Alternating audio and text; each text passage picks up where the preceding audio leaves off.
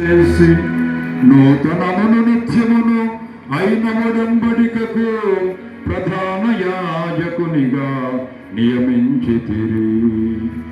అతిశయమైన రీతిలో అతని ఏకైక యాజకత్వము మీ శ్రీ సభయందు స్థిరపడచేసితిరి.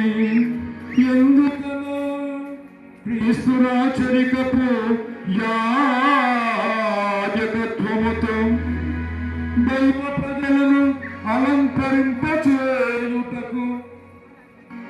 సోదర ప్రేమతో కొందరిని ఎన్నుకొని హస్త నిక్షేపణము ద్వారా తన అర్చన కార్యమునందు వారిని భాగస్థులను చేసెను.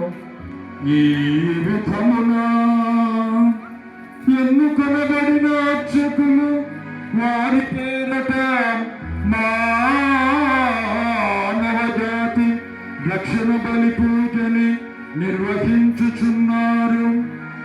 మీ పుత్రులకు పాస్కావిందును తయారు చేయుచున్నారు. నీ పవిత్ర ప్రజలను ప్రేమతో కాపాడి దివ్యవాక్కు బోధన ద్వారా వారిని పోషించి దివ్య సంస్కారము ద్వారా వారిని క్రొత్త జీవులను చేయుచున్నారు. కావున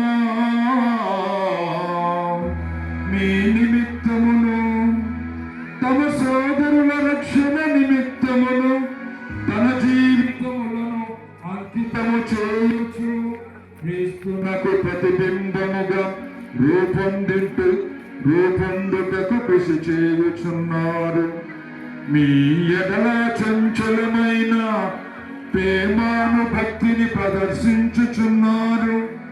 కావున ఓ సర్వేశ్వరం, మేమును మీ సకల దూతల స్ఫునీతులతో ఏకమై ఆనందపూర్వకముగా మీ స్తుతి గానము చేయుట ఎట్లనాగా